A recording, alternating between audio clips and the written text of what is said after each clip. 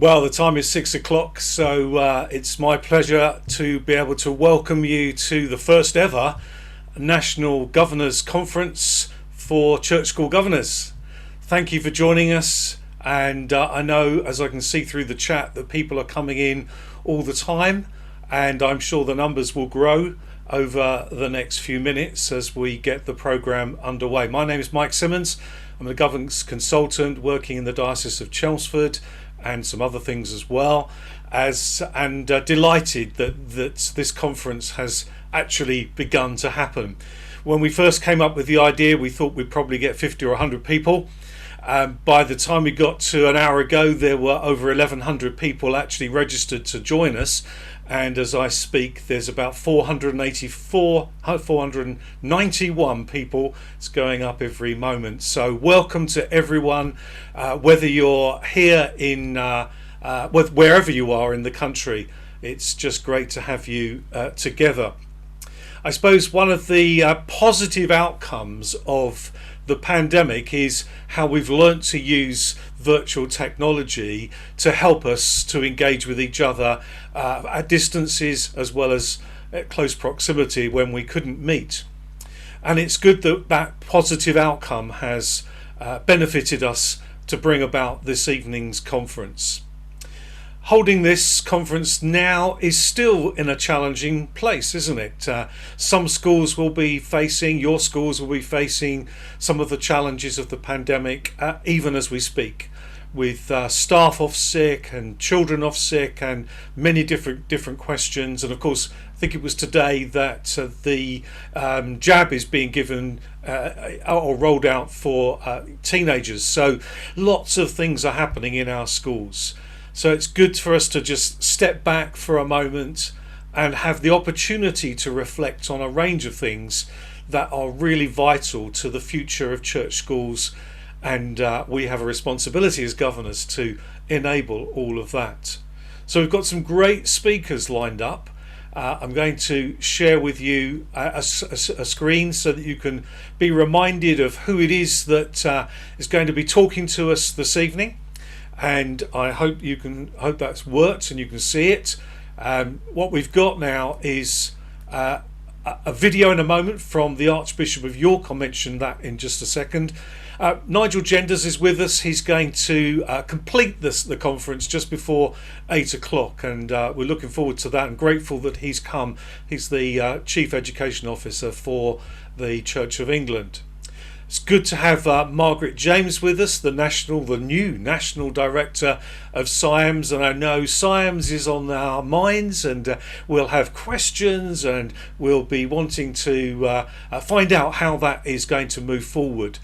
So that's good that Margaret's joined us. And then Mary Hawes, the National Growing Faith Advisor, and Cheryl Govia from the Diocese of Bath and Wells are going to take us through what growing faith means, what that initiative is and how it can benefit schools and our children and families. So I'm looking forward to hearing from them. So that's the lineup. That's what we're going to be considering and looking at as we go through this evening. But first of all, I want to introduce you to a video specially commissioned and prepared by Archbishop Stephen Cottrell for us this evening. I first met Archbishop Stephen in the Diocese of Chelmsford because he was our bishop before he went off to York. And I've seen him working with schools and children again and again and again. I've seen him balance a pile of books on his head and just be with the children, joining in their game. I've seen him kneel on the floor and talk to the children in the cathedral at the end of an icing pop concert, which I expect you're familiar with. And I've seen him take a great interest in children, in the staff, and of course in governors. He has a heart for the schools of this nation. I well remember every summer going to the cream tea in his garden that he laid on for school leaders, including chairs of governors. And basically he's written a very helpful book that gave us the idea of inviting him to this session. It's called Hit the Ground Kneeling, and it's about reflective leadership. And everybody should read that in leadership. I think would be really very helpful. All right. I think what we'll do is we'll hopefully be able to play the video at the end. But at this point, we will pause and for a few moments just reflect on our role of governors, on our own individual schools, and then we're going to be led in prayer by two of the team that have helped to put this together, Nikki and Sean. So just for a few moments, let's pray.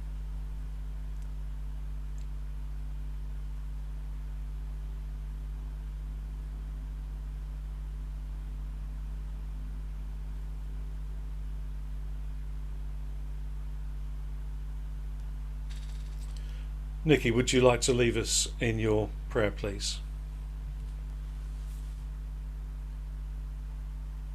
Thank you, Mike. When I was invited to lead a prayer for this evening, I couldn't resist the opportunity to select a prayer from the Diocese of Gloucester's Jumping Fish publication, revised publication, Prayers for Life. And this evening, I have chosen a prayer for guidance and inspiration. So please do join me if you wish to. Gracious God, we thank you for this collection of people gathered in your name. We are thankful for the opportunity to meet together, to serve and further help us lead and support those within our school communities and wider partnerships. We thank you for the children and families that we support within our schools, and we pray we keep them central in all areas of our work. We are thankful for the responsibilities you have given us within our roles as governors, trustees, and governance professionals. We pray that we serve our children and families and school leaders with a desire to serve in your name. We ask for guidance and inspiration when we are called to serve, for courage when we are called to listen. When we are called to act, we pray for vision. Be the centre of our thoughts and discussions that are made this evening. In Jesus' name we pray. Amen.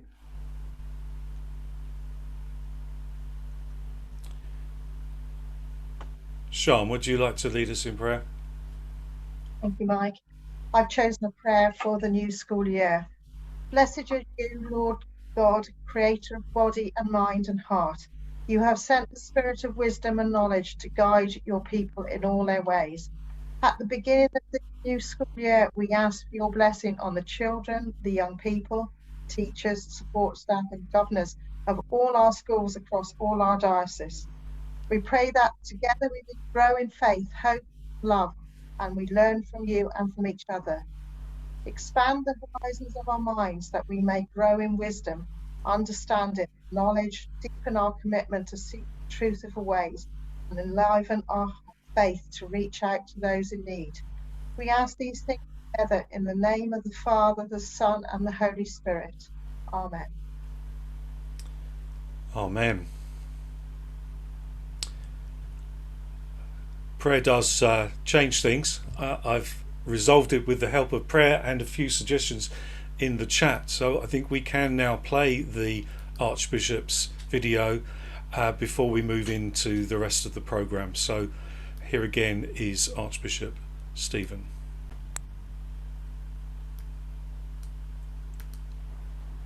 So it's fantastic to be addressing you, the school governors of the nation, and to thank you for all that you do for our schools in the Church of England. And I want to quickly tell you about what I consider to be my best ever school assembly. So this happened when I was working as a canon of Peterborough Cathedral, and I had part of my job description was to be like quasi very part-time chaplain to the King's School, which was a Church of England comprehensive school in the centre of Peterborough, which also doubled up as the choir school, which I think is unusual for a comprehensive school to be the choir school. Anyway, I went in there regularly, having to lead worship, take assemblies, you know, that sort of thing. And I think for a lot of jobbing clergy, it's quite a pressure, you know, week on week to be thinking of something to say. And it was Ash Wednesday or thereabouts, first week of Lent. I hadn't really prepared anything and didn't really know what to say. I'm in the shower that morning, panicking, thinking, I'm on in about an hour. What am I going to say to, 1,000 teenagers? Anyway, when I got to the school assembly, this is what I said and did. I basically stood up in front of these 1,000 or so young people, and I said to them, I want to do something which you've maybe never ever seen before. Something radical and weird, and I hope you'll be impressed. I said, because the thing is, your lives are so busy, so frantic, and so full of noise that I wonder whether you've ever really experienced. Well, let me show you. And at that point, I got a chair. I put a chair in the centre of the stage. I sat down, I closed my eyes, and I just sat in complete stillness and silence for about a minute.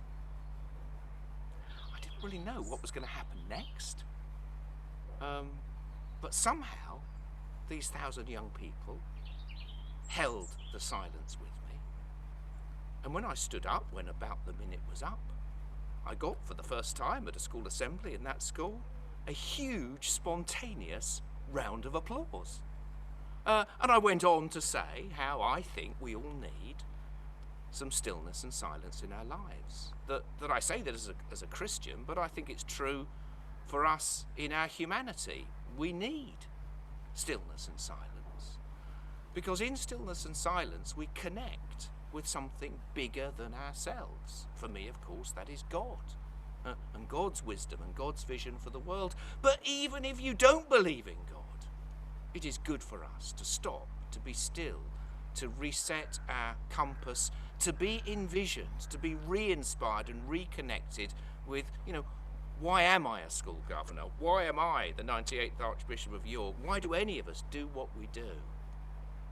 After the as it turned out, successful school assembly, also never happened before, hasn't really happened since. Over the next week or so, I had parents stopping me in the street saying, "Are you that kind of weird clergyman who, our son told us about, that you came to the school and for the assembly you just sat in silence on the stage?" I said, "Yeah, that was me," and we got into some good conversations. I believe our world would be a better place. I believe I would be a better person. I dare to believe you would be better school governors. Our schools would be better places if we understood the place of stillness and silence and indeed prayer in our lives. I know that the most important thing I do each day is pray. I try to make it the priority upon which the whole of my life is built. I want this for our schools. I want it because we can reconnect with God. But I also want it because in stillness and in silence we can be reconnected with the big vision of what we are called to do. May God richly bless your time together in this conference. Thank you so much for all you do for the service of the church and for the service of our schools. And I pray that in the midst of this busy day, you may find some time to stop. Thank you.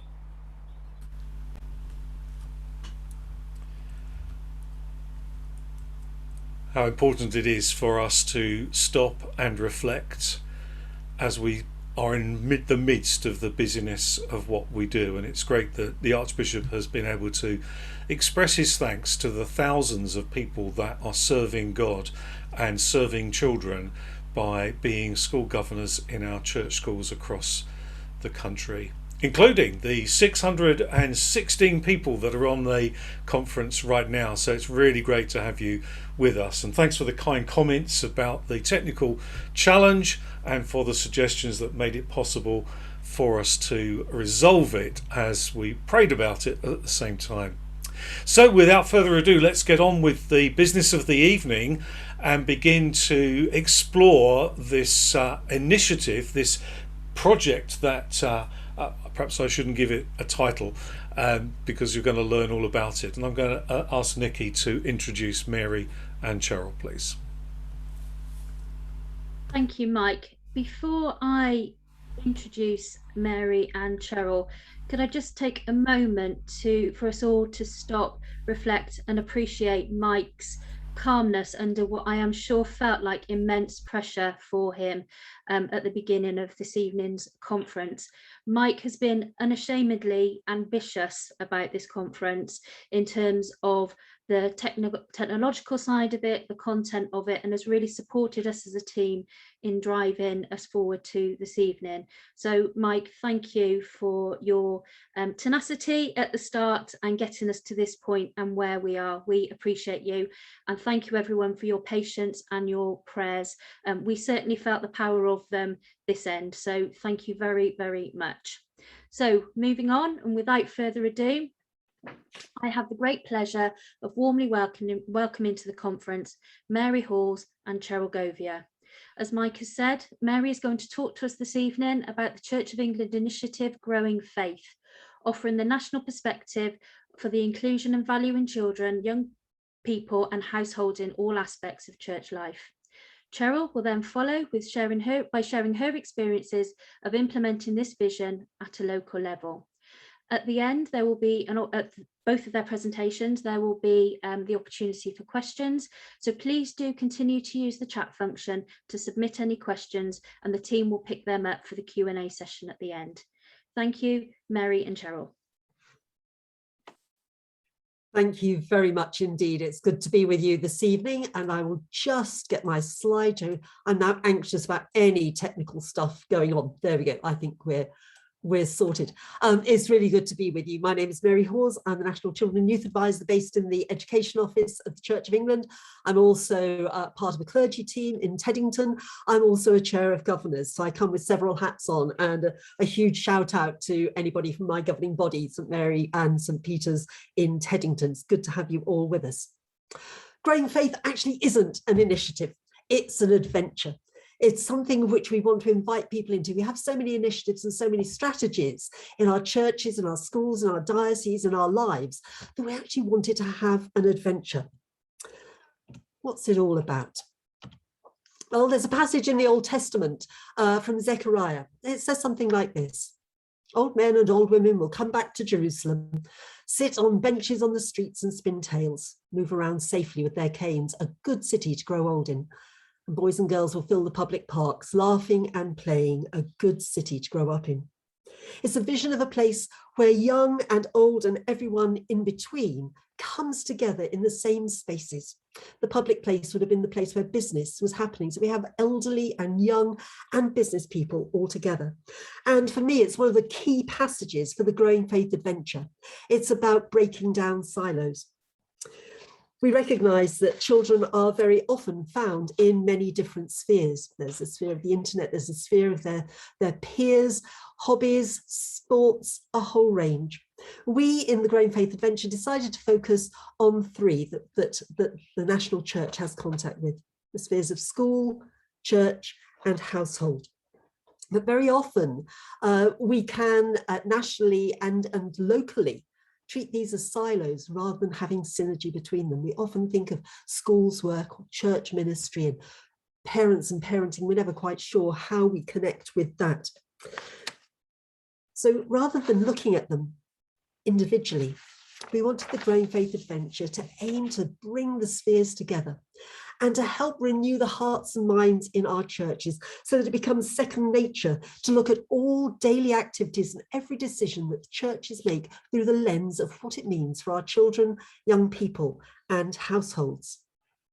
So to do that, we need to think about what the principles might be behind the Growing Faith Adventure. We have three. The first is about connected communities, actually building relationships. Not just saying we happen to have a school in our parish, but saying how do we build those relationships between people of all ages, between governors and the church, between the church and households, between the school and everything else that's going on, so that people feel that they belong in these connected communities. The second is about spiritual encounters. The Ofsted framework examines the school's development of spirituality. So how can we create opportunities for the spiritual life of pupils and staff to flourish, whether they have faith or not? How can we notice moments of grace and offer possibilities of encountering God? And thirdly, imaginative practices. How can we look at our context and consider new possibilities, not necessarily based on extra personnel or additional money, but looking at what we already have and seeing how we might create new possibilities of bringing these spheres together? We were very fortunate that at the same time that the Growing Faith Adventure was shaping up, the National Institute for Christian Education Research was embarking on its own research project, asking almost exactly the same question as we were. How do church primary schools, in collaboration with churches and other organisations, facilitate opportunities for children's exploration of faith and spiritual life in the home? They gave us a chance to think about what might happen. And so we have an evidence-based base for the Growing Faith Adventure. You can access all the findings of that research on the NICER website, and I can make sure I put that into the chat for you later on. But here are just some of the headlines. There's something about recognising the potential and actuality of schools providing safe spaces for children and adults to talk about faith and spiritual matters. This came across very, very strongly. 20 church schools were included in the research, and on top of that, numerous people, parents, children, governors, support staff, teachers were interviewed as well about the opportunities for developing and talking about faith.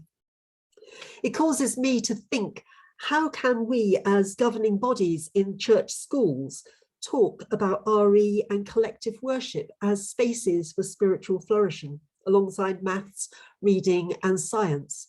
Do we have times in our governors' meetings to look at these things, to ask the school, what is happening? What have you seen? What's making a difference? And then schools were also found to be places that stimulate questions which go into the home. They offer opportunities for conversations. Children go home and talk about what they have heard in RE, the Bible stories they've discovered, the collective worship that has happened, the open the book or prayer spaces in schools that are going in. But the research also revealed a lack of confidence in parents as to how to respond to their children's questions and experiences. They needed some way of, whether they had faith or not, developing a language and a way into these conversations. And we also discovered that in schools, it's not a surprise to those of us who are involved in schools, but it might be to people outside, that children are proactively leading and creating opportunities for worship. They are helping to develop those spiritual spaces. They are creating leadership skills and developing leadership skills, which we in churches may not always recognise and may not actually utilise. And I love that quote in the middle of this page. There are all these questions in RE. We've got to think more. The sense of being stretched, of needing space to think and to think again. Where are the possibilities of taking that and developing it more in our schools and actually taking it into our churches and our homes? Archbishop Stephen has already reminded us of the importance and the power of stillness in a world which is maybe overactive. So how can we share that? So parents and carers and grandparents may not have a faith background or language to respond to their children. So are there opportunities in our churches, in our schools and in our churches to almost have an evening where we talk about how do you deal with the big questions of life that your children are asking? Who made the world? Why do we die? Why is there suffering? Are there ways in which the spheres of school and church can collaborate to resource the household? That's part of what the Growing Faith Adventure is trying to do. So the Faith in the Nexus has offered us an evidence base on which we can continue to grow and build the Growing Faith Adventure. These are the possibilities that we have. to create opportunities to explore faith in relationship and in those different spheres, and to normalise the spiritual rather than fearing it. We have a society where it's easier not to talk about spiritual things. And some research by Hay and Nye back in the 90s found that many children felt that the spiritual life that they knew they had was something they would grow out of because they didn't hear other people talking about it. So how can we normalise the spiritual and embrace it in our church schools? And how can we embrace our children and young people's passion, spiritual potential, and ability to lead? How can we create an adventure that offers us in schools and churches and households a way of helping children and young people flourish in their spiritual lives? So the Growing Faith Adventure is barely reached its second birthday.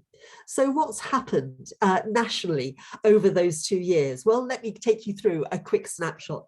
We started off by asking every diocese to have a Growing Faith champion, somebody who would be able to feed into senior staff, act as an advocate for children and young people, to call for collaboration between the three spheres, and to advocate for children's voices being heard at every level of decision making in church, whether nationally or locally. And 6 dioceses took on the role of trailblazers. They have been working to find new ways of bringing these areas together, of developing materials, models of ways of working, and also learning from their risk-taking. When the pandemic struck, not long after we had launched Growing Faith, we started to create online collective worship. And alongside that, we created videos and resources to help parents and carers gain confidence to talk about what their children were seeing online in collective worship through our Faith at Home videos, all of which are still online. And we also developed a number of younger leadership groups, working with primary, secondary and further education colleges. We met together online and listened to what young people had to say about the church and about aspects of faith. And this has directly fed into the work that the National Church is doing on its vision and strategy, and making a difference to how the church will be in the future. And then we've also worked with theological colleges, the places where vicars get trained. We recognise that quite often this is not a place where ministry with children and young people or ministry with schools is often talked about. And so we're beginning to explore and develop curriculum which will help to underpin the initial training of our future clergy. In the future, we'll be supporting teaching and research fellows in these colleges to help develop this work. And then from 2022, we're very excited that the Growing Faith Foundation will come to birth. This is going to be an opportunity, a national initiative to support, enhance and envision work at national, diocesan and parish levels through programmes, networks, research and resources. And we're currently looking for somebody to head this up. Once they're in place, we'll be able to develop the whole foundation and be able to support and work together with boards of education, with parish ministry, to create a way of catalysing a change that says children and young people are not an add-on. We need to bring them together and hear them straight away. So if you know somebody who might be able to head that up, let me do a quick ad plug. Do encourage them to look at the Church of England's Pathways page, because that's where all the details are, and we're looking for somebody excellent who will lead this. So that brings me back to Zechariah. Old men and old women will come back to Jerusalem, sit on benches on the streets and spin tales, move around safely with their canes, a good city to grow old in. The boys and girls will fill the public parks, laughing and playing, a good city to grow up in. The Growing Faith Adventure is bringing together children, young people and adults in churches, schools and households. So whether they have faith or none, their spiritual lives can flourish. But enough of me talking about this at a national level. I'm going to hand over now to Cheryl Govier, who's going to help us think a little bit about what this might look in practice at a local level. Cheryl, over to you.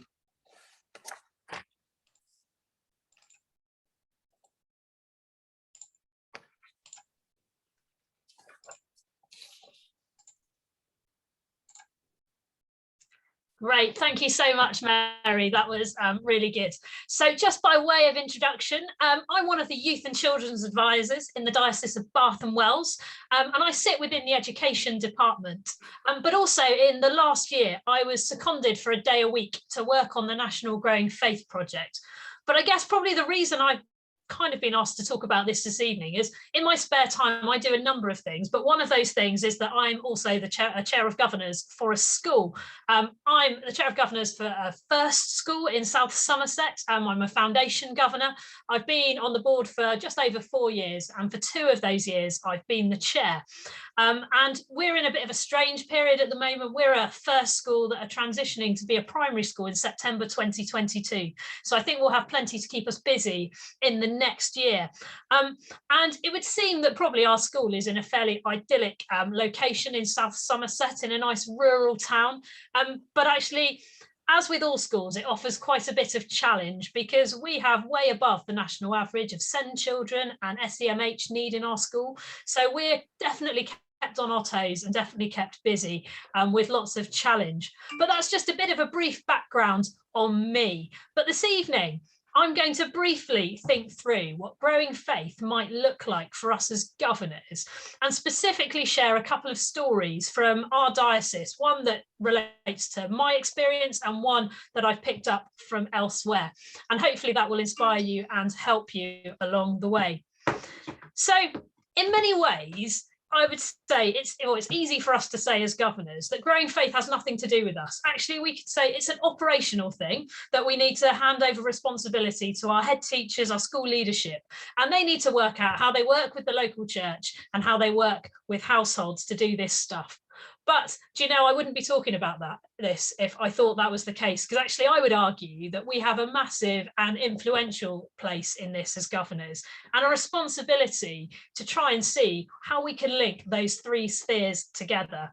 I think it's an amazing opportunity to try and see how we can really help our children to in some way experience something of God and encounter him. Because as you will all know, as foundation governors, we have a responsibility to uphold the Christian distinctiveness of our schools. And one of the key elements of school governance is ensuring clarity of vision, ethos, and strategic direction. So within this is where I think we have this really natural overlap with growing faith. But I'm also going to kind of address the slight elephant in the room, because in some ways, some of you may be thinking, growing faith, we can't be using that language in a school setting, because some people would perceive it as us kind of proselytizing children. But as governors, the SIAM schedule says that we'll be inspected on the spiritual, moral, social, and cultural development of pupils in our schools. So therefore, this idea of thinking about spiritual development across the 3 spheres of church, household, and school seems really important to me. And from my personal perspective, I've always kind of view it in this way, that actually I want to allow our children and our families to gain all the information they can, so that actually they can make informed choices for themselves. This isn't about me projecting my faith on them, but it's about giving them broad, rich opportunities and experiences. And for me, this connected communities element of growing faith, which Mary shared about just now, is where we can really make an impact as governors. So as I said, I'm going to share a couple of examples with you now of what this growing faith adventure could look like in practice, both from my own experience and from others in the diocese. And I'm going to share, first of all, something from Saltford Church of England Primary School. They're a primary school based just outside of Bath here in our diocese. And they've been doing something really, really exciting. And the exciting thing they've done was all initiated by their foundation governor. She also has a role in the community as the community outreach worker, but she had an idea that she wanted to help the school have a war mural. And so she spoke with the school and she spoke with the local vicar. And they kind of hatched a bit of a plan together. And the vicar suggested that they based this wall design on something that's a resource from our diocese called the Bible chat mats. If you want to know more about them, Google them. They'll be the top hit that you get when you type in Bible chat mats. But Bible chat mats are a resource that are designed to encourage children, young people and adults to read the Bible together and have conversations together. And we have a whole series of them based on Christian values. But what ended up happening as a result of this initial conversation was really quite amazing, because the painting and the execution brought together this group of people that I've listed on the screen. It brought together pupils, brought together school staff, parents, governors, the local clergy, the PCC, and also diocesan staff. Because amazingly, the PCC agreed to fund this wall mural in the school. And then the children were encouraged to come up with all the ideas to include on this amazing design that happened. And the illustrator, a guy called Andy, he was presented with 400 different design ideas from the children in the school, and he managed to weave them into what is now being called the chat wall. And the photo doesn't do it justice, but it was about the best I could put on the screen for you to see this evening. But the whole project ended up being created and painted during the summer term. So there were lots of COVID restrictions obviously still in place, but they managed to have parents who came in and helped paint on this thing, parents and carers. They managed to have children painting parts of this. They had members of the church coming in and painting parts of this. Staff painted parts of this. And as many people as they could possibly get from their community came and contributed and kind of put their mark on this wall.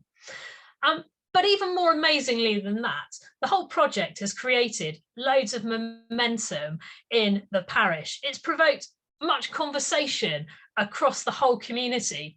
They did a grand kind of unveiling event a few weeks ago, and people from all three of the spheres that we're talking about in growing faith of church, household and school were present. And there are already amazing stories emerging from that community.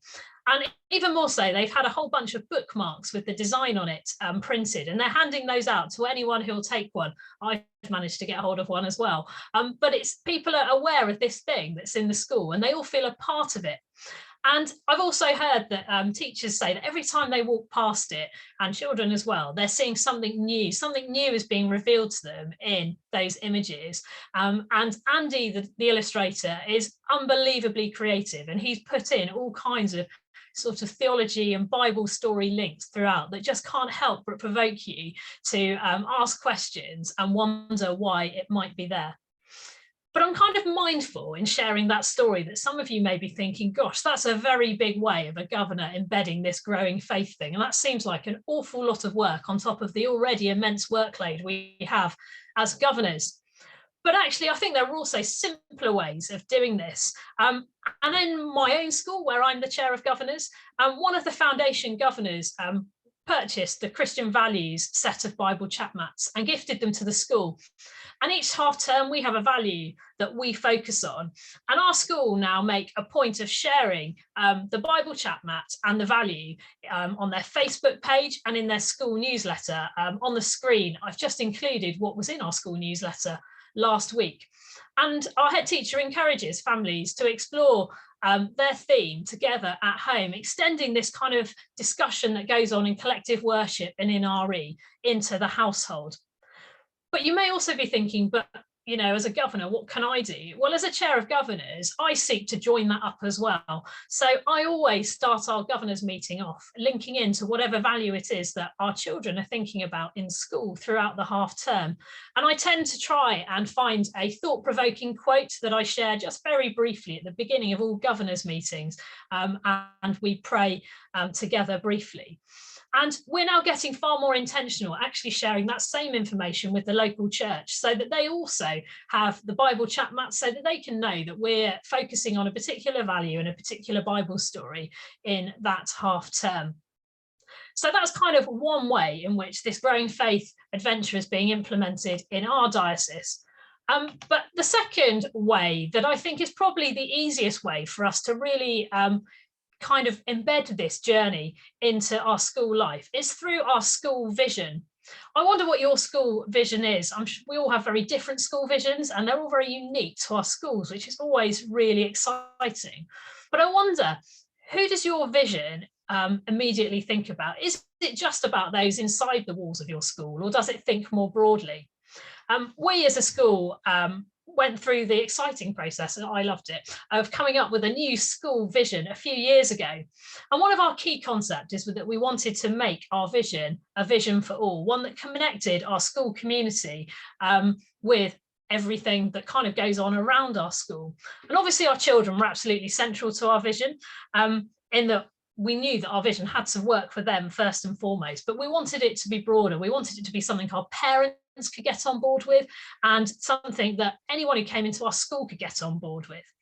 And I would say that probably when you're writing and reviewing your school vision, it's probably one of the easiest and most effective ways of actually linking up church, school, and household. When we did it, we had a core group of us who were kind of the group that were kind of feeding out ideas, but we used a bunch of consultation type groups. So we had a group of staff, we had a group of parents and carers, we had the PCC and the vicar as another group. We had a group of really regular visitors to our school that did all kinds of things, from the kind of educational psychologist to the therapy dog owner, not the dog that we referred to. And we consulted all of these groups of people, and we obviously consulted our children in great depth as well. And they all helped us shape what is now our school vision, which I've just kind of copied and pasted a few bits off of our website so that you can see. But we wanted to have an aspirational vision. So we went with roots to grow and wings to fly. And we linked it into the parable of the mustard seed, how amazing things can come from small beginnings.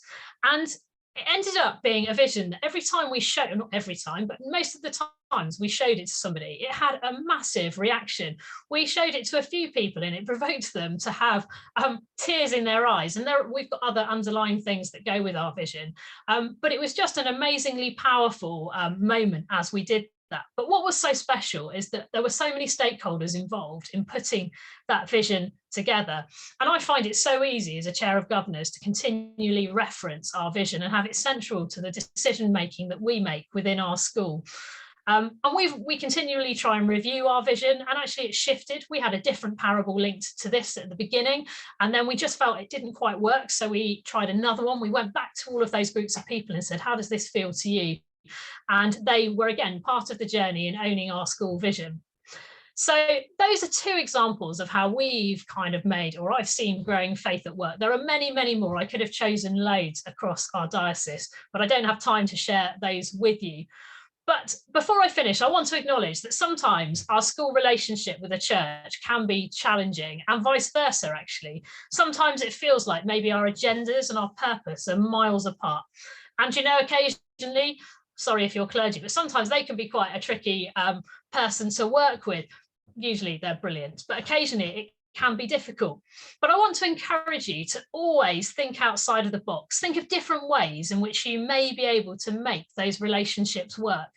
And as governors, actually, I think we're in a really privileged position, because so often we can be the key people who help to bridge those gaps. I would say find the thing you can agree on with the church and the thing that you have in common, and go from there, work with it. And also, I want to say, don't forget, in your diocese, you probably have a bunch of advisors, school advisors, governance advisors, who you can connect with and work with and get advice from. And there are also advisors in roles like me, youth and children's advisors, who can often help with those connections between church, school and household. Each diocese will be structured slightly differently, but check out your structure and see who you can gain support from. And so, finally, I want to finish by saying, I don't want growing faith to feel like another job on top of the already hugely demanding role of being a governor.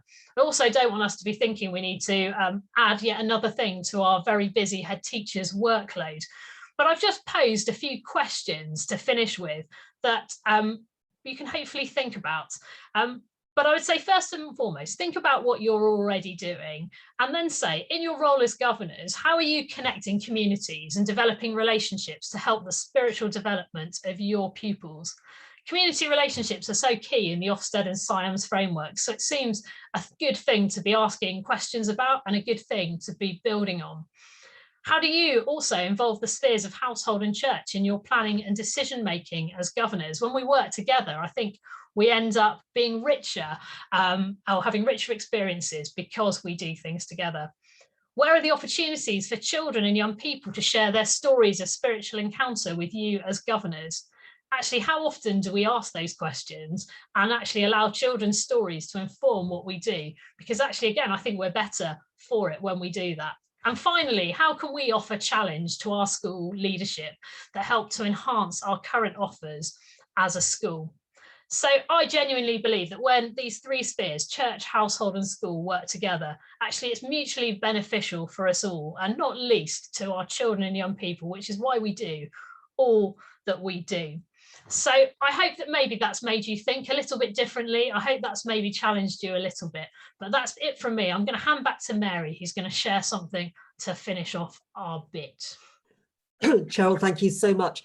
I just wanted to finish this section by talking a little bit, by sharing with you something of the young leaders' words of their own.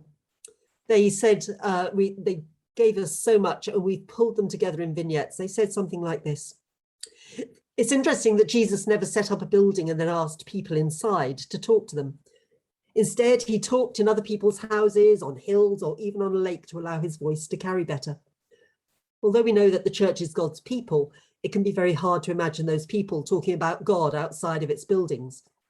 In this way, it's easy to only think about God when you're inside a church and then forget him when the setting changes and you're getting on with the rest of your week. We've got some great buildings and some even good churches who use those buildings for a few hours each week.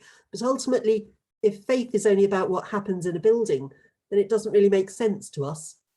The more the church is outside of its buildings, the more it will make sense to people, not least because nearly all people are not in those buildings and won't be coming in anytime soon. If we're actually going to learn from the Jesus story, perhaps we should look at what he seemed to spend his time doing and what he seemed to be up to. Maybe that would make us less worried about our buildings or institutions and more focused on the showing the love of God to others, which is mainly what Jesus seemed to do. It's really a story we want to be part of, but only if it connects with actual life in all its fullness, which is rarely fixed in a building.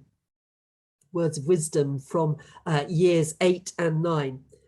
We can't keep our spiritual lives or journeys of faith fixed in a building.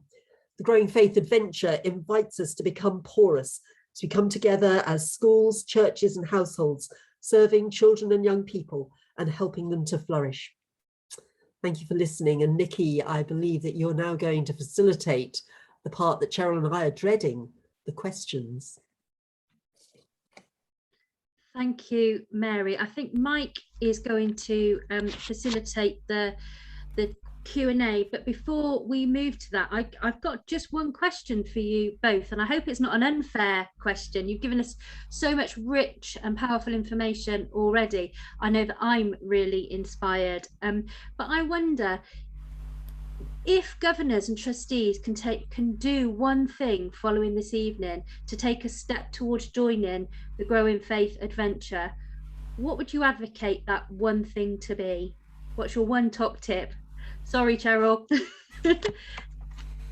Okay, I'll go first. I think the one top tip would be to check that the school has places and spaces that might offer spiritual encounters.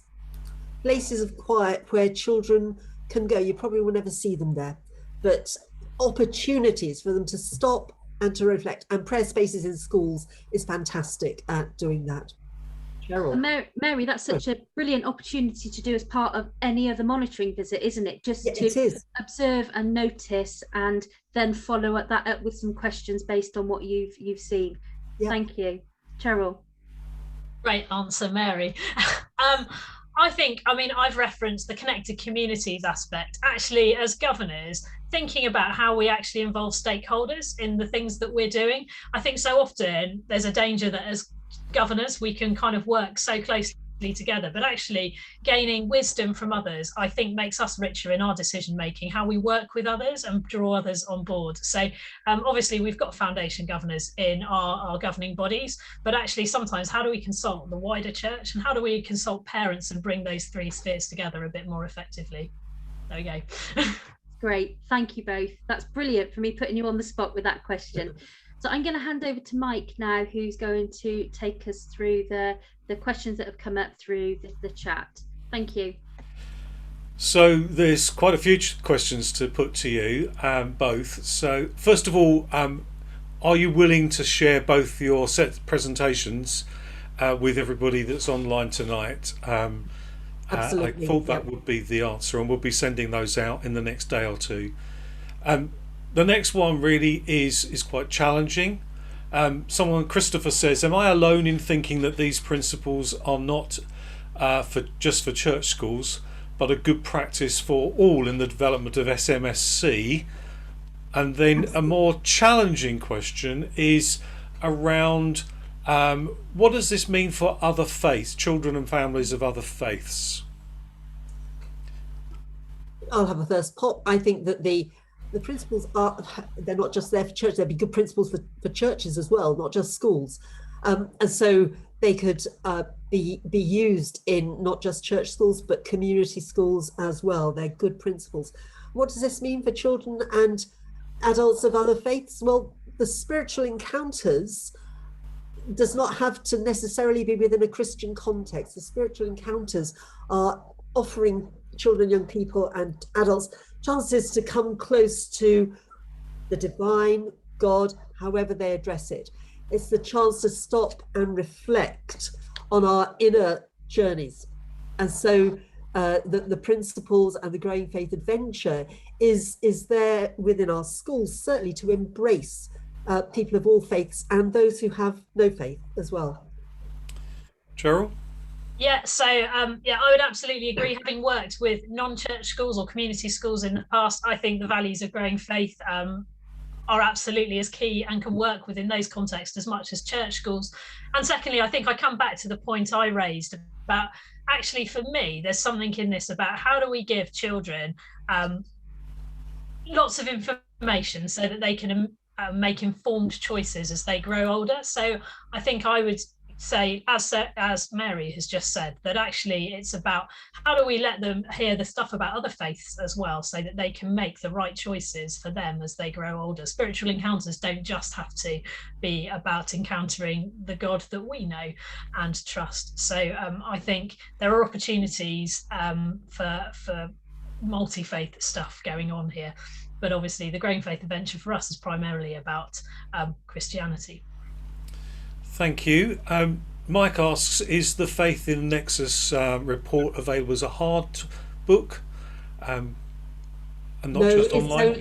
It's only available online, but everything is online, including a number of animations, one particularly for schools, one for households about a child's spiritual flourishing, a number of downloadable PDFs to help parents think about how they can speak with their children about spiritual encounters and the questions that they have, and a number of webinars where Dr. Anne Casson, who led the research, is speaking with various experts. The latest one is about addressing the big questions of life, about death and about suffering, how you might do that within a school context. So it's all available online, but I've got a hard copy of the research. It cost about £20 to post, so they made a very, very limited number of those, but everything you need is downloadable. And another challenge to you, Mary, why aren't you working with ITE, e.g. PGCE, RE, etc.? Why aren't I? I have a call to work with parishes. However, this is again where the porosity comes in. I speak at a lot of head teachers conferences and with diocesan boards of education about how we can give confidence to staff about addressing the spiritual issues in their children's lives. So although my main focus is around parishes actually connect with their communities. So it's about making those spheres come together as well. And Julia asks or suggests that supporting clergy is welcome, but please don't forget lay ministers, which I'm sure you won't. No, the foundation is there for all. So there will be programs, research, resources, and networks for clergy and laity, for those involved in various aspects. That's still in its developmental stage, and part of it will be dependent on who we appoint as the head and how it develops. But we're really excited about the possibilities. And Christopher asks about more thoughts around the role of MATs, especially those nominated by diocese. It's vital they ask questions around the Christian character of their schools. That's a big subject, but I think that's one you're also conscious of. Cheryl, do you want to say? Yeah, no, I mean, I know that I can speak from experience from our education department. We're always working closely with our diocesan MATs in helping them to do that, but also forging relationships with all the MATs that are represented across our diocese, and thinking about how all of our schools uphold their Christian character. So I think probably that's happening at a diocesan level on a regular basis. But yeah, again, use those people in your diocese to really have those conversations. Great. There are a few others, but I'll just pick out for you, Cheryl, the encouragement about the use of your Bible mats, and also a question about the cost of that mural. It always comes down to money, doesn't it?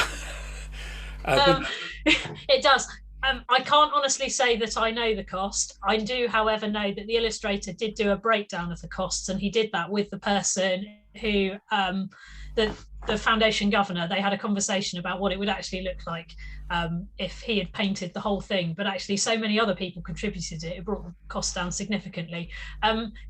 I'm quite happy for my details. I'll get onto YouTube in a minute and stick my details in. I'm quite happy for anyone to contact me, and I can put you in touch with Andy. I think you can find him on Twitter. I'll find a way of getting you in touch with him. But yeah, I can't give you a figure. But well, if you feed it to me, I can those links to me. Okay. We can put them in the email that will go out after this event in the next day or two.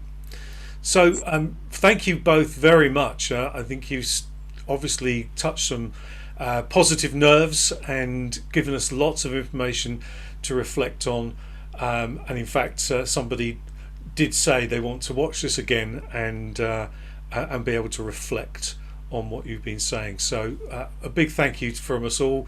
Normally we'd be clapping you at this point, but thank you very much for sharing with us this evening. Thank you. Really appreciate that. So what I'm going to do now is just to share with you a couple of training opportunities before we go into the next section of our evening together, and I hope these will be useful to you as you reflect on some of the needs. Now, of course, all of you will have opportunity for training in your diocese. Really important that we all take advantage of the training and conferences that are laid on for us locally. But there are a couple of things nationally.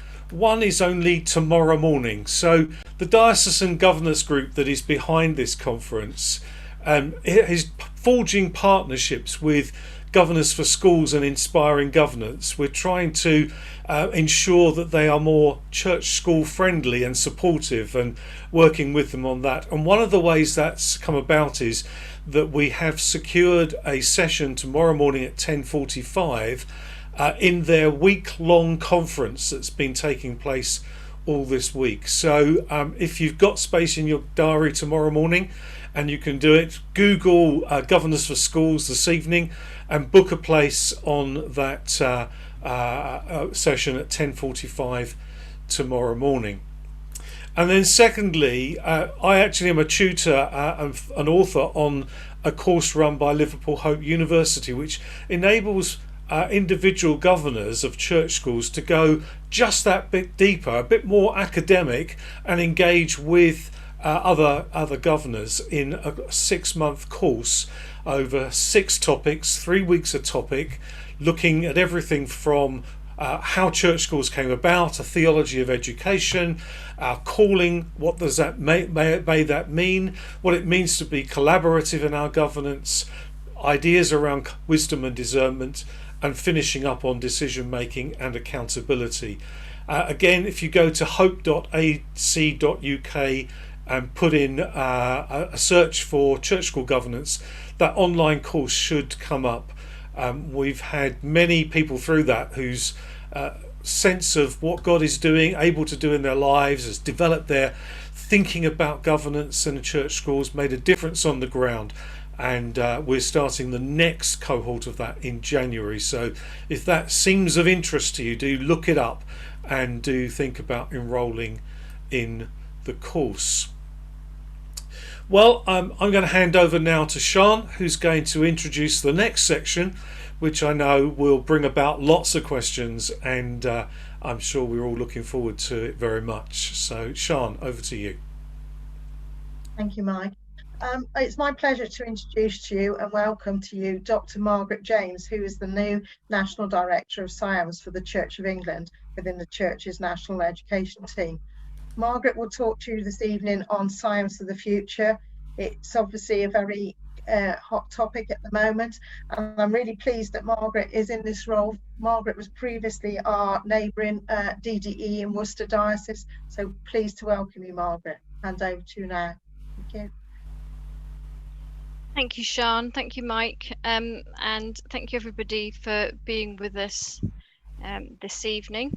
I am just going through the nerve-wracking task of sharing my screen. I think that's shared, which enables me now to start talking to you. So, yes, thank you for being here. Thank you for being prepared to listen to a presentation about school inspection in the evening in the middle of the week. Thank you for your welcome, but thank you mainly for the work that you do, for your dedication to church schools, and for the tremendous difference you're making to the church school sector across the country. So thank you. The title that Mike has asked me to speak about is SIAMS in the future, but I want to balance this over the next little bit of time into a big picture view and then the details. So the macro view of it and the micro view. And I want to contextualize the detail of what I say, which I'm thinking is probably what you're most keen to hear, details on the content and the process and the changes, etc. But contextualizing that within the vision for what SIAMS church school inspection is and can be, and some of the deep thought and the difficult questions that we need to explore together to really get the most out of this process. So I'm going to start really by setting that broader picture, looking at the vision, and look at some of the things that SIAMS is and that SIAMS is not. Please don't ever let it be thus in your school, because it's not an afterthought, it's not a tick box. Yes, we have to comply with the legislation around section 48, but it's so much more than that. SIAMS is a key driver of the improvement of church schools. It enables flourishing, it encourages flourishing. It's about thriving and transforming lives. Because what SIAMS seeks to do is to capture the very soul of your schools. It seeks to get insight into it, understand it, celebrate that with you, hold you to account for some things, and urge you forwards. So much more than ticking a box. In order to explore the deeper and the broader meaning of what SIAMS is and can be, we need a better understanding of some aspects of this. Now, it was so encouraging to hear Mike speak just now about the course that's being run through Liverpool Hope University, because an understanding of what we actually mean by Christian education is fundamental to understanding what SIAMS is all about. SIAMS seeks to inspect, reach judgments on the impact of that Christian education. But what is it? Do you know what it is? You're the strategic leaders of that in your school. Do you know what it is, what it looks like when you see it on the ground? And then we need to wrestle with the question, well, so what's the place of inspection within that context then? How do we balance the nature of what an inspection is with the nature of a Christian inspection system? What are the things that SIAMS is telling us? What type of knowledge, what type of truth is being created through the SIAMS process? And what's the relationship between that type of knowledge, that truth, and the concept of making judgments in the first place? Now, these are really difficult questions. They're questions that will take a lot of thought and a lot of discussion. And that thought and discussion is going to take place over the coming years. But we're not going to get quick answers to any of that. One thing that encourages me, though, just by the very existence of those questions, is that SciAMS isn't Ofsted. Never will be, never wants to be. There's a lot of things that we can learn from Ofsted, particularly to do with procedure, logistics and organisation for sure. But SciAMS is not Ofsted and will never try to be it. Now, we all know and have our own personal experience of the changes that have taken place in society, in our own lives and in our schools over the last 18 months.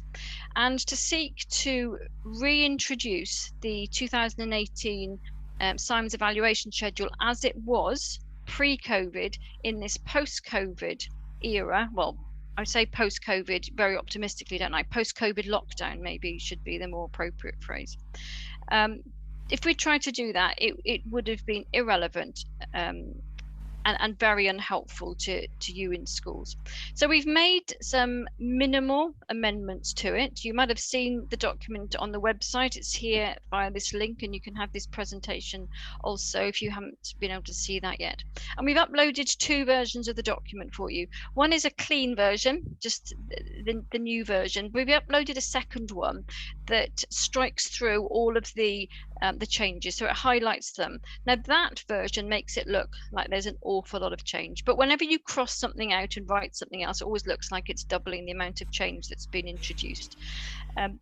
The actual changes are limited to these 4 areas, and even within these 4 areas the changes are not that extensive, because I was really encouraged when I looked at the schedule to review it in this context. I was really encouraged to see that much of what was already in it was absolutely appropriate for the context within which we're now working.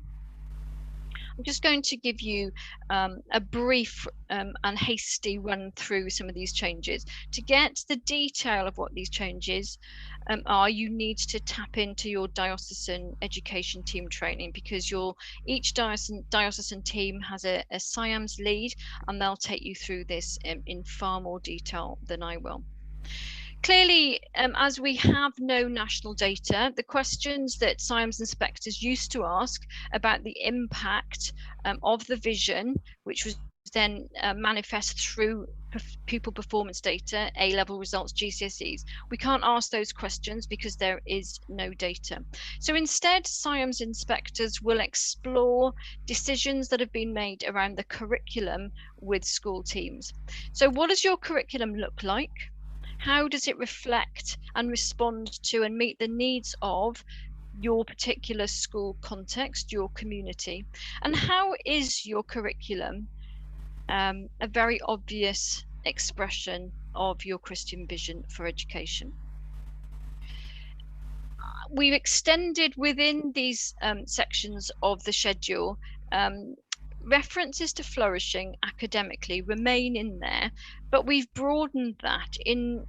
I wanted to make a really explicit recognition of the fact that flourishing, yes, includes flourishing academically. Schools are first and foremost communities of learning, but children flourish in schools in ways that are far more extensive than how their academic learning develops. So inspectors will be making sure that they focus on flourishing in what I would dare to say is a truer meaning of flourishing than just academic progress. We had to make similar changes within the RE requirements for VA schools only. So if you're a governor in a VC school, this bit doesn't apply to you. Strand 7 in the schedule has a little box at the end that applies just to VA schools. And we've had to change the wording of that because previously it referred to data, assessment data, publicly available, national averages, etc. Now we've changed it so that the focus is on the quality of the teaching and learning as exemplified through the curriculum, and how the curriculum is a model of progress for children and how it enables them to progress in their learning, and of course how schools assess that. We can't ignore what we've just been through with COVID.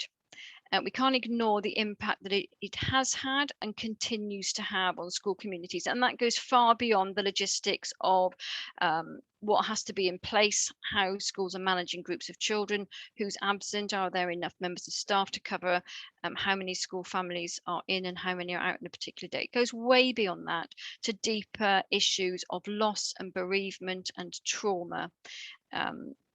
And all of those have an impact on children's well-being, flourishing, mental health, spiritual development, etc. Now, the schedule already allows for a focus on that, but inspectors will be making sure that they give school teams space to do that COVID talk, to make sure that they have the chance to say, we did this and this is the difference that it made. We did this because of our vision. Please remember that. Everything that SciAMS looks at is the impact of the vision. So preface everything with, because of our vision we did, because of our vision we did this, and this was the impact. But the SciAMS inspections that are going to be taking place in the next year or so are not solely going to look at what happened to schools during COVID, how they responded, and the impact of the work that they put in because of their vision. Because really we can divide into three discrete time periods, I suppose: before COVID, during the times of lockdown, and what things are like now in schools. SciAMS focuses on impact. You need to be able to illustrate provision in order to set a context, but inspectors will always be after impact. So please reassure your school teams that yes, they will get a chance to celebrate and to share the work that they carried out during COVID, but that won't be the sole context for a SciAMS inspection.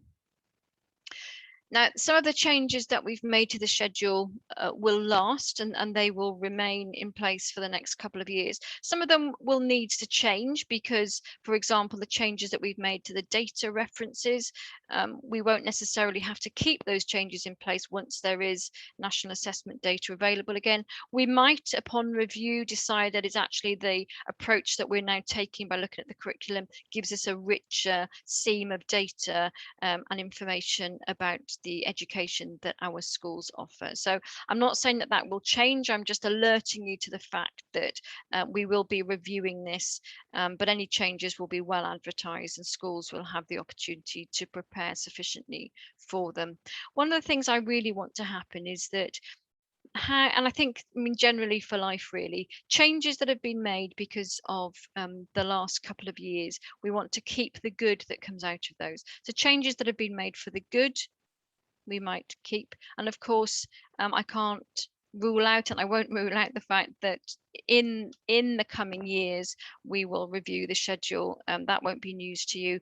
These things always happen. We're always changing and developing and learning, reading more, learning more, thinking differently. But any significant changes that go beyond this type of necessary amendments that we've made, anything significant, you will get ample notice and nothing will be sprung on you. So please don't worry about that. I just want to say a few words about this issue of excellence within SciAMS, because no matter what context I'm speaking within about SciAMS, people are anxious about the issue of excellence, are eager about it. People have all sorts of different views, more views than the number of people who can speak to. Well, I just wanted to emphasize a couple of things to you about excellence. The first one is that the fundamental concept of excellence hasn't changed in this September 2021 amended version of the schedule. Excellence was introduced in the 2018 schedule, and we're working on exactly the same premise now as we were then.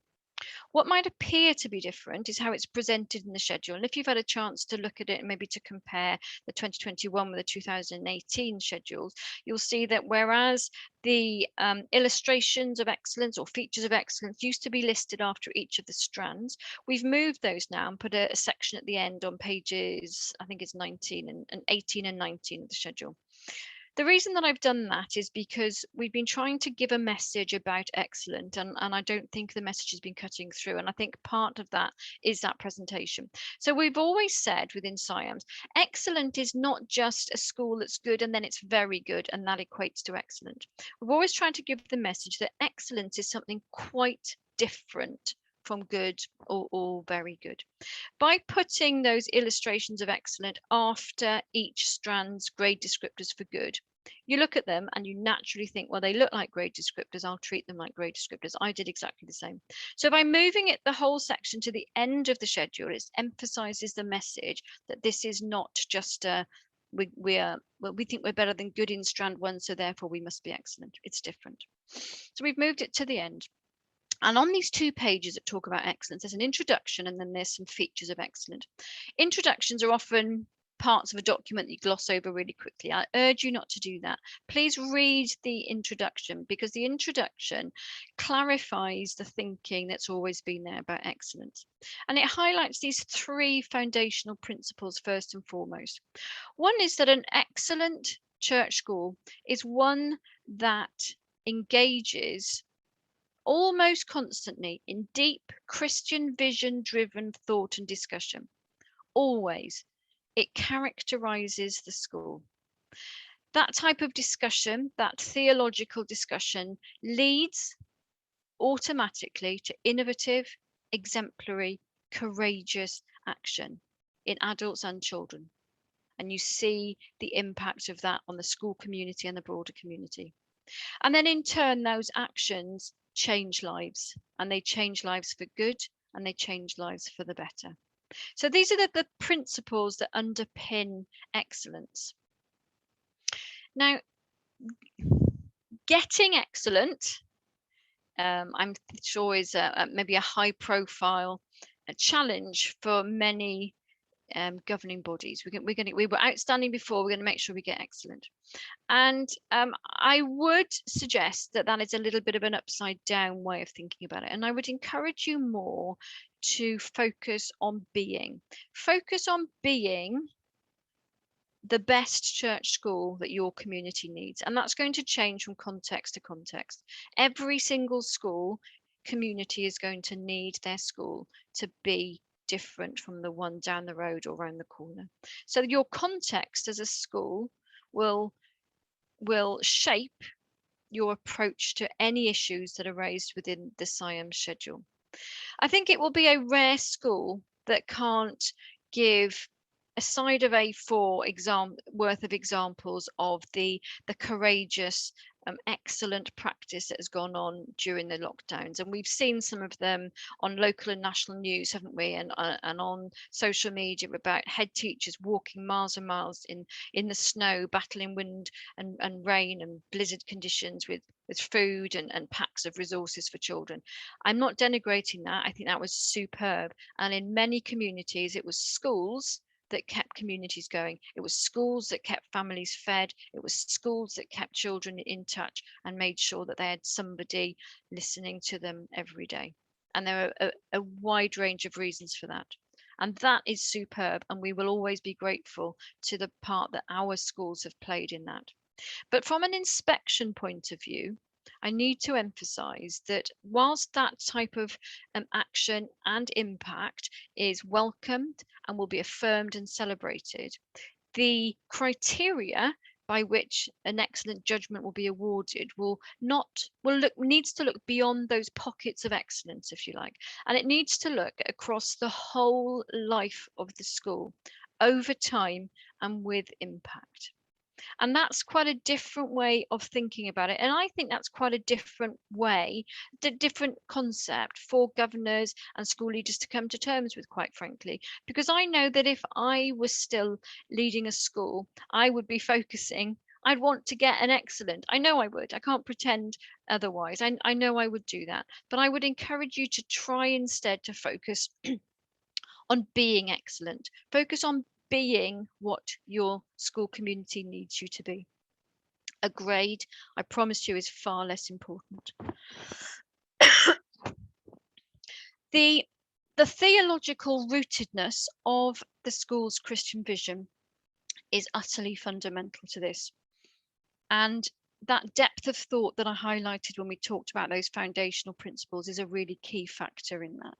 So we will be looking at schools that are firmly rooted in their biblical understanding of what a Christian education is, as being more characteristic of excellence than schools who maybe have found a verse or found a Bible story and said, we think that would work. Now, again, I'm not denigrating that. but we're just looking at the difference here. And it gets tricky when we get into the arena of judging schools according to grade. And I would just refer you back to my comments that I opened with, that how much more thought we need as a sector to put in to working out the relationship between a Christian education and the role of an inspectorate in judging. As a characterization, what you would find in a school that is genuinely excellent would be that it's actually, when you go in as an inspector, it is quite extraordinary, utterly extraordinary.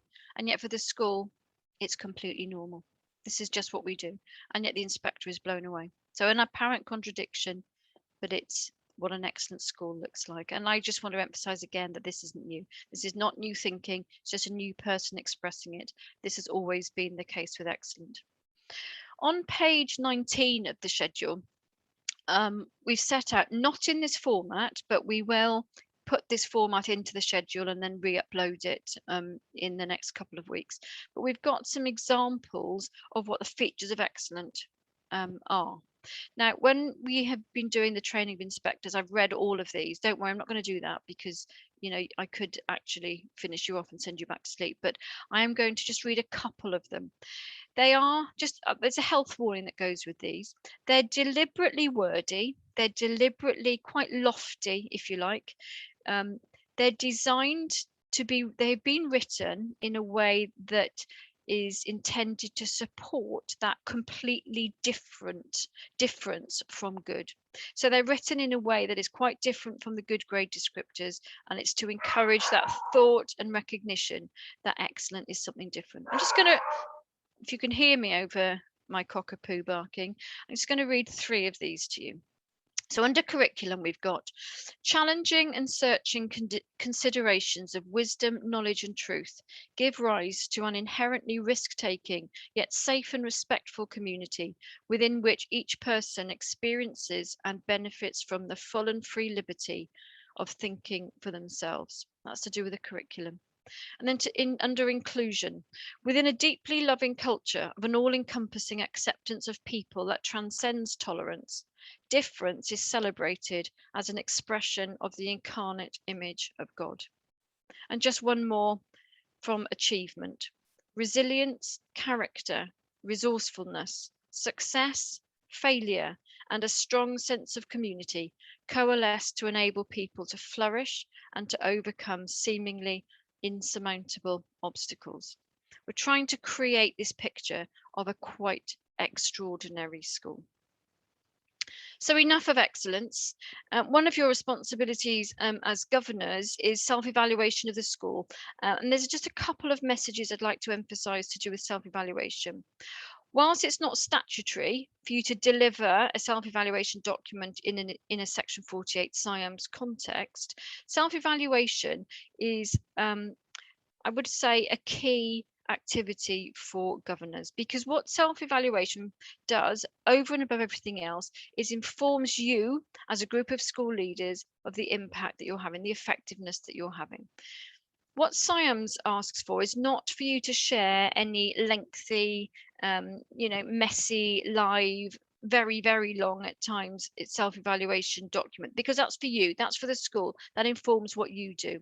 What's really helpful for a SIAMS inspector is to have just a very short, we suggest no more than 2 sides of A4 summary of that. Now, you are well within your right to say no, it's not statutory. That's fine.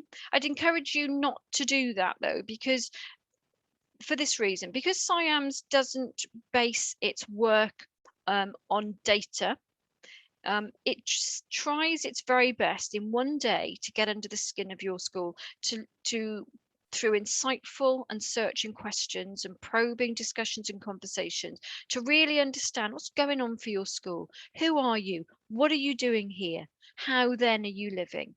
And to have nothing from the school before an inspector goes in will just make the day a lot denser for you all. So if an inspector can have a high level, short summary document of your self-evaluation before they go in, it will help them to make sure that they pursue the most appropriate lines of inquiry to get the best out of you. That's what a SIAMS inspector goes in on the presupposition that your school is a good school.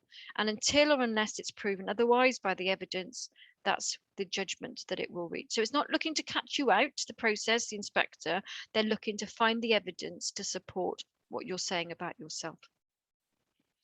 And then just a couple of pointers really. Make sure that the emphasis is on impact. Don't go through the schedule and grade yourself against each strand. That's not how the schedule works. Take it as a whole and evaluate yourself against that. We are very close now to resuming inspections. Inspections will resume in October. You're probably very familiar with the traditional 5-year cycle of inspections. The DfE have laid new regulations around Section 48, and they are allowing us, well, the wording that they've given us as a sector is that every school's next inspection post-COVID, so their first post-COVID suspension inspection, has to be within 8 years of the last one, and thereafter we're back into the every 5-year cycle. In general principle, this will mean that your inspection will be approximately 2 years after the time that you thought it was going to be, had it not been for the suspension of Section 48 and of the school inspection activity. Now, before, you would have been able as a school team to calculate the precise year of your school inspection, and I know that took a lot of the stress and the angst out of the process for people, and I didn't want to leave you in a position where you couldn't do that anymore. So I've rued the day I made this decision, but nonetheless I do think it's the right decision. We are going to release the list every year of the schools that we expect to be inspected in that year. I emphasize the word expect because it's not a cast iron guarantee that every school on that list will be inspected. So please don't take it as that. It's not written chronologically. Don't read anything into the order. I think it's alphabetical and alphabetical by diocese. So that's how it's arranged. Normally we'll release the list in the summer term. We've just released it now this week, and the list that you can find on our website, and the link to that will be in this presentation as well, will give you the list of schools that we expect to be inspected between this October 2021 and December 2022. So that will straddle the school year next year. But then next summer, we will release the list for the academic year 2022-23. So there'll be a crossover of a term in the list, and by then schools will kind of think, well, hang on, I haven't been inspected yet. It's June or July. I look like I'm on the list for the next year, so I'm not going to be inspected in this month. So we're giving as much guidance as we can without backing ourselves into a corner and then letting you down by giving you incorrect information. And then finally, I've put together a digest, really, a document called Information for Schools, I think SIAMS Information for Schools. That is also, if you follow this link, that's also up on our website. And that's just we've condensed into one place all the bits of the information, because there's so much to know about SIAMS. We've put together mainly the procedural bits that we think are most helpful for you to have in schools. My repeated plea, just to finish with, will be to make sure that you access your diocesan training on SIAMS. They are tasked in this new nationally integrated system with providing you with all the training and all the advice that you need. If you have procedural questions that they can't answer, then they can always come to me and I can answer those for them. I don't want anything about SIAMS, apart from the actual date of a school's inspection, to be anything but transparent. This is not about catching you out. This is about, yes, meeting our statutory obligations, but playing our part as an inspectorate in the flourishing of children and young people and their families and the staff in Church of England and Methodist schools across England. So thank you for listening. That's the end of my input. I won't assume you don't have any questions, but I will hand over to Mike to Sean. Is that, I can't remember who I'm handing back to go through any questions with you. Thank you for listening. Thank you so much, Margaret. That was really informative and thought-provoking. I'm sure that everybody enjoyed it, given the feedback that's come into the chat as well. Can I just ask one question before we take the other questions?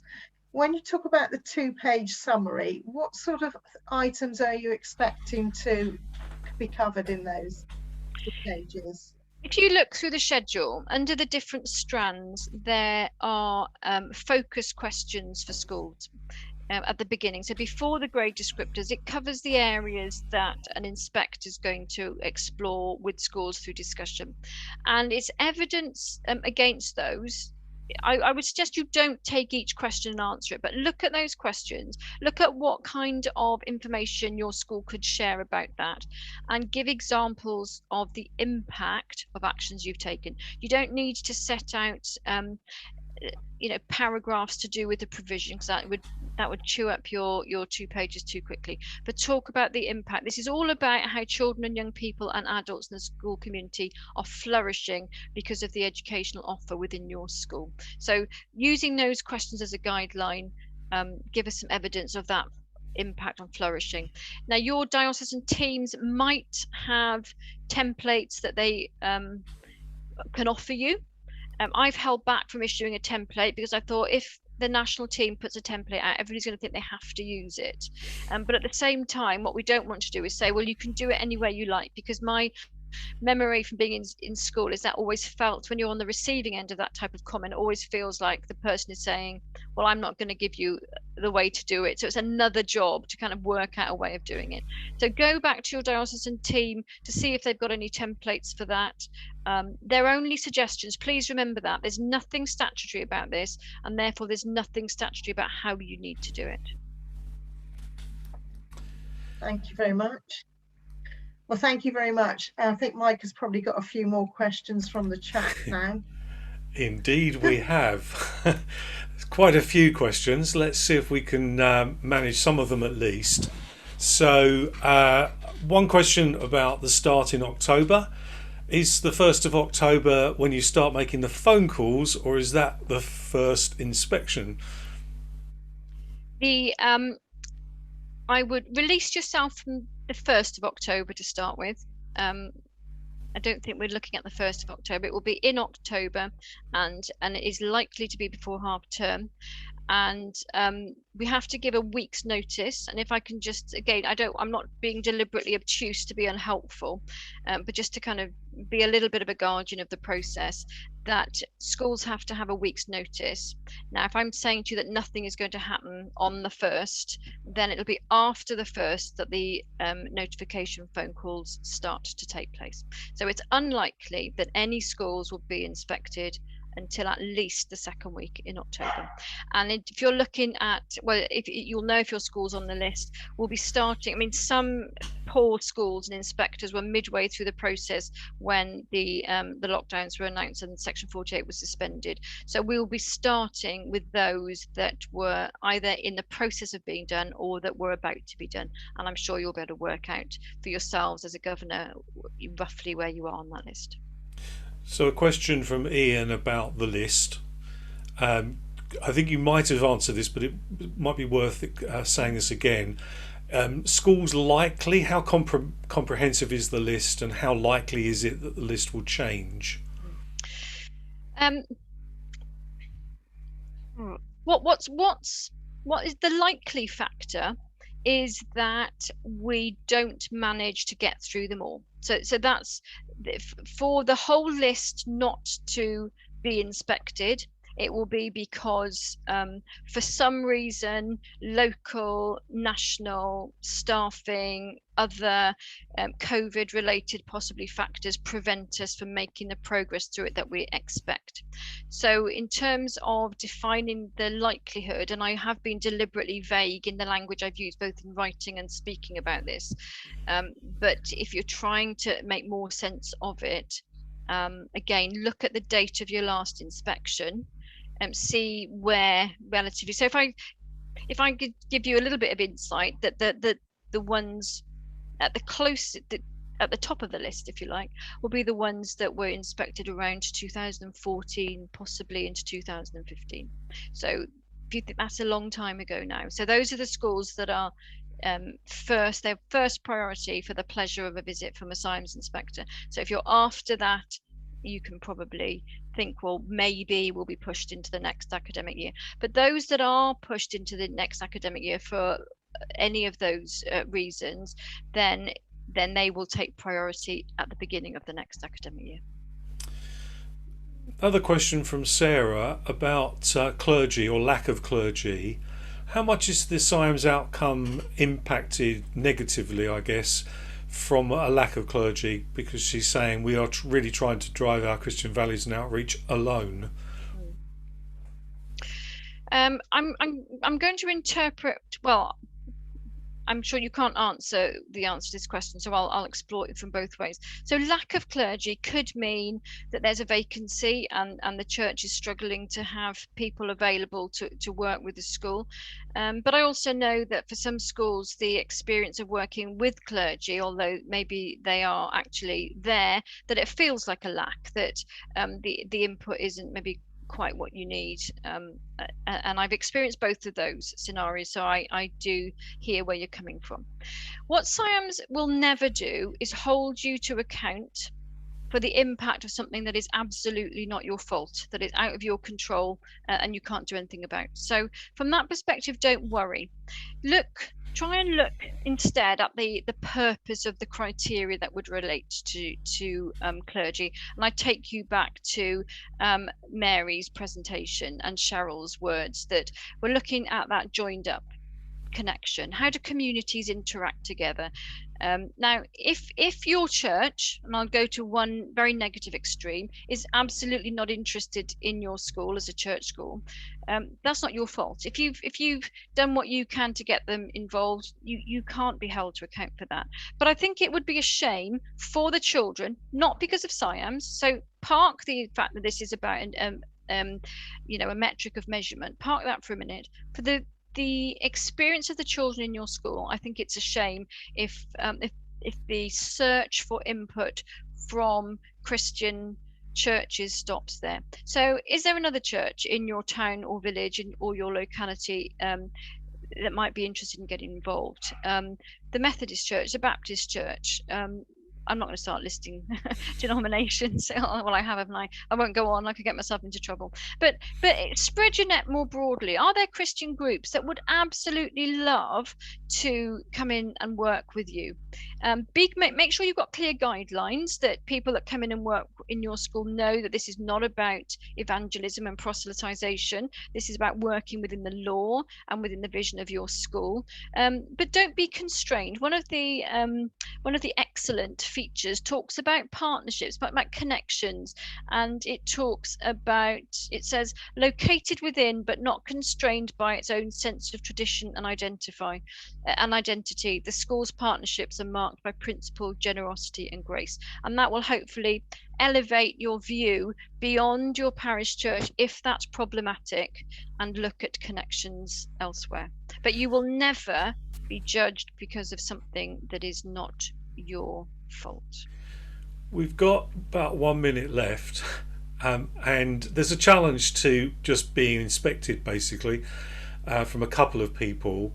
The use of Ofsted language and grade descriptors being unhelpful, and somebody who says Bruce, who says I'm a systems thinking person, feel inspection schemes get it wrong. Have you got a brief answer to, I guess, why do we have to have SIAMS?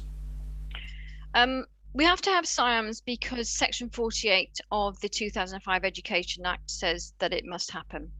So you as governing bodies would be in breach of that education law if it didn't happen.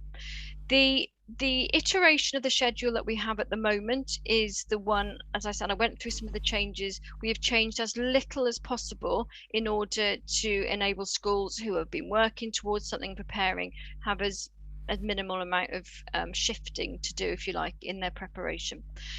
What we will be doing over the coming years is months and years is going back to where I started my presentation and looking at what is our vision for SIAMS as a Christian inspectorate of a Christian education. We will be exploring this from every single angle, upside down, inside out, the right way around, and we'd be looking at all of those issues that those questions raised and more. The nature of knowledge and truth within an inspection, the validity of calling a Christian activity like this inspection.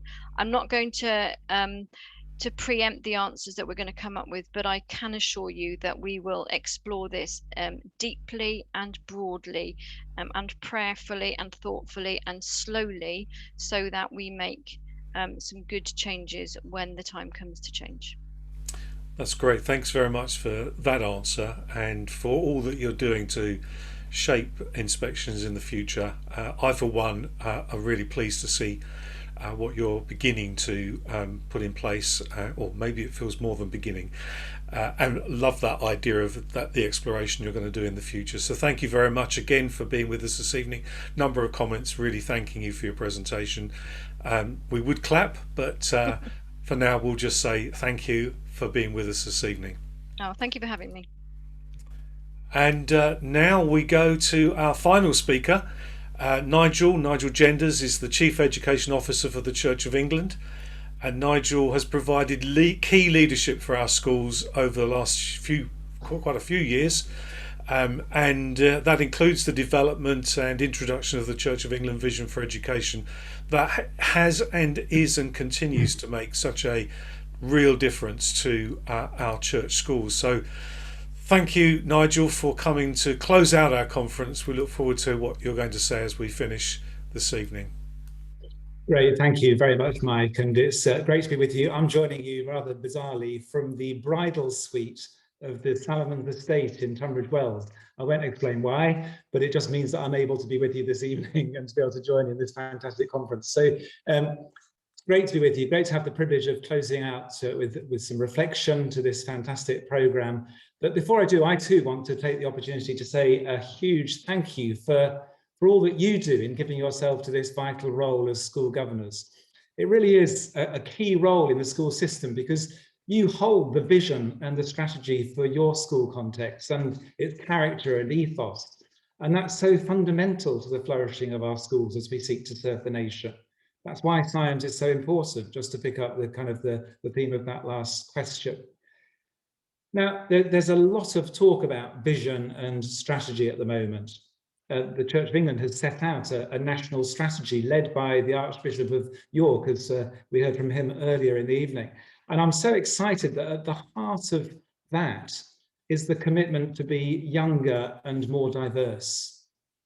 Children and young people at the heart of it, with the work that Mary and Cheryl have been talking about in Growing Faith. Growing Faith is a crucial part of that bigger vision for the national church. It builds on the Church of England Vision for Education, which Mike's just referenced, which we set out in 2016, and the work that we've been doing to develop leaders in education who share that vision through our Foundation for Educational Leadership. Vision's so important to the work, as you'll have just heard in Margaret's presentation, about how we have shaped SIAMS to ensure that we are keeping Christian vision for education at the heart of what good church schools need to be about. So that you keep saying, as she said, because of our vision, we did this, because of our vision, we did that. That's the heart of it. And that vision is also at the heart of how we'll now deliver national professional qualifications for school leaders. As you may know, the Church of England has been accredited as one of the national lead providers for MPQs. So do make sure that your schools are taking the opportunity to access those MPQs, which are often fully funded by scholarships from the DFE. And you can find out more details about that on our website and through Twitter. So with all this talk of vision at the heart of everything that we're seeking to do nationally in education, it was good to be reminded yesterday on St. Matthew the Apostles' Day of the vision at the heart of the Father heart of God.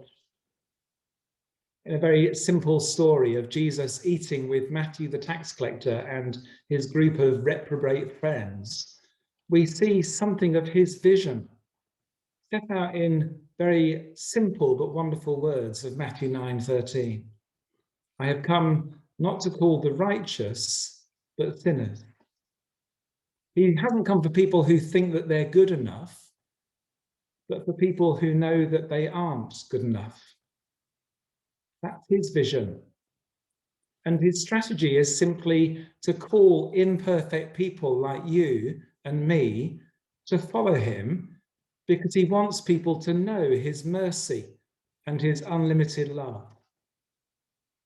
And that's fundamentally what our vision for education is all about. Being deeply Christian, serving the common good, is about mercy. It's about fresh start, hope, wisdom. It's about educating for life in all its fullness.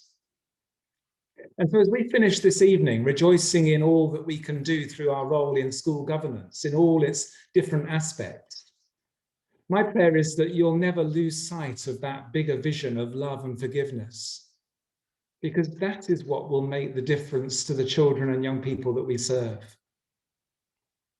Mary referred to some of the profound things that the children and young people in our national younger leadership groups have been saying to us as they've contributed to the development of the church's national vision. She shared part of one of the vignettes that they've put together. And I want to close our meeting this evening with another. In it, they talk about Jesus being the glue of life. And it's a great reminder of the purpose of our schools as we seek to enable our children and young people and our whole communities to truly flourish. So let me read these words from some young people, and then I'll lead us in a closing prayer. It's called The Glue of Life. Even the most positive people have to admit most things are broken at the moment. The planet, economics, families, communities, cultures, races, religions, fractured at least, but in many cases broken. So many of our friends come from broken homes, and so many feel like they themselves are broken. So many of us already feel we're not enough, even at our age. With every like or follow missed, we're daily told we're not clever enough, pretty enough, funny enough, fast enough, talented enough. No wonder so many of us feel like we need help from someone through our mental health issues. Things that are broken need fixing. They need joining back together and becoming reattached to grow back together. Jesus is the one who mends the gaps between us all. He is the glue of life. This gluing back together is not just about changing people's minds to believe one thing rather than another. It's about finding creative ways for us to live well together, to be a community where we can coexist gracefully in our difference. We need to make room for respectful disagreements, leading the way to conversations that can flourish into discussions instead of binary arguments. To be a community that shows that we can genuinely learn from each other, not one that just keeps saying we're right, you're wrong, and our task is to change your mind. And the glue, the adhesive, the joining, the magnetism, the cement can't be us. It has to be Jesus. He seems like he would think we're good enough, that we're worth fixing, fighting for, dying for even.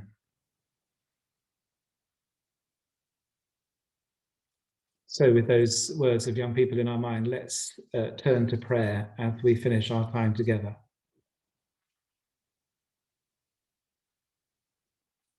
Jesus said, "Go and learn what this means. I desire mercy, not sacrifice." Lord Jesus, thank you that you are the glue that holds us together. Help us in our roles as governors not to try and be the glue, but rather to work with you and your bigger vision of bringing life in all its fullness. Help us, we pray, through all that we do in our schools and the children and young people and communities that they serve, to find mercy and love, and to hold on to and hold out your amazing vision for the transformation of the world.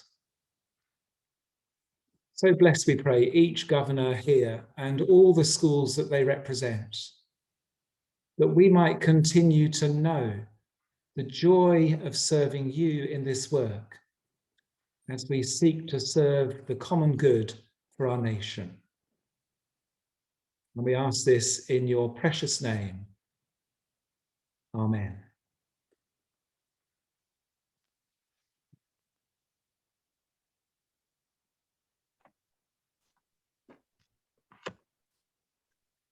Thank you, Nigel, for bringing this evening to a close with such a powerful and inspiring reflection and together in prayer.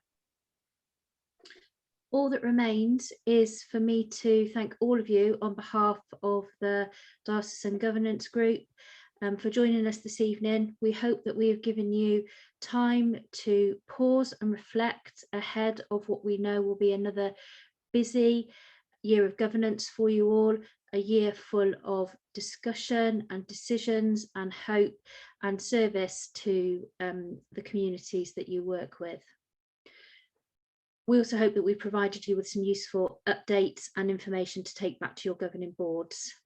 In a second, in the chat will appear a link for the evaluation for this evening. We would hope that you will take just a few minutes to complete that evaluation. As we said, this is the first conference of this kind that we've put on this year, and we know we are a learning community, and we'd really like to learn from this evening and hear your views. If you do have to leave, or you're catching up on a catch-up recording of this conference, you will be emailed a link with the link to the evaluation as well, so that you can complete that. So you will receive the conference slides and the recording, and please, please, please, you are welcome to share that with other members of your governing board or any governance networks that you're a part of. So all is to say good evening and thank you very much. Go well and have a good rest of the evening. Good night.